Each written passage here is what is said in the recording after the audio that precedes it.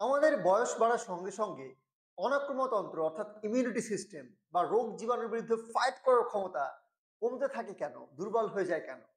আজকে এর পিছনে রেসপন্সিবল একটা বড় কারণ আমরা এই ভিডিওতে আলোচনা করব। যে ইমিউনিটি অর্থাৎ অনাক্রম্যতা আছে এটা প্রোভাইড করে লিম্ফোসাইটসরা। লিম্ফোসাইটরা হচ্ছে একটা স্পেশাল টাইপের ডাব্লিউবিসি বা হোয়াইট ব্লাড সেল।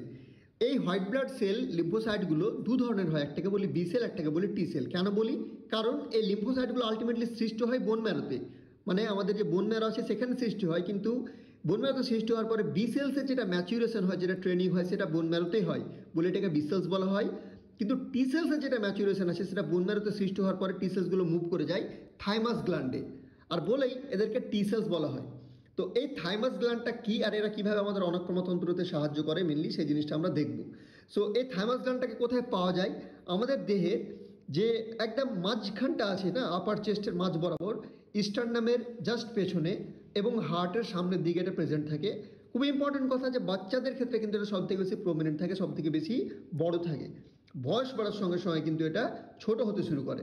কিন্তু ইম্পর্টেন্ট কথা যে এই থাইমাস গ্ল্যান্ডে এবার হয় কি, থাইমাস গ্ল্যান্ডে মেনলি যে টি সেলস বললাম, এই টি সেলসের ট্রেনিং গ্রাউন্ডটা, এখানে এরা ট্রেন পায় যে রিকগনাইজ করতে পারে ফরেন ইনভেডার্সকে, কোনো বাইরের প্যাথোজেন, কোনো ভাইরাস ব্যাকটেরিয়া আমাদের দেহে প্রবেশ করেছে নাকি সেটাকে চিনতে পারে, আর নিজের বডির কোষ কোনটা সেটাকে আলাদাভাবে চিনতে পারে, যাতে করে আমাদের নিজস্ব সেলকে অন্যরকমভাবে আঘাত বা ড্যামেজ বা অ্যাটাক ও না করে।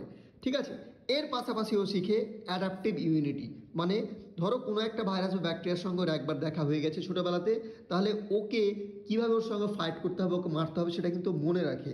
লার্ন দেন রিমেম্বার, মনে রাখে, এবং ফিউচার যদি আবার সেটার সঙ্গে এনকাউন্টার হয়, দেখা হয়, তাহলে কিন্তু ওকে তুরন্ত এখনো ধ্বংস করে।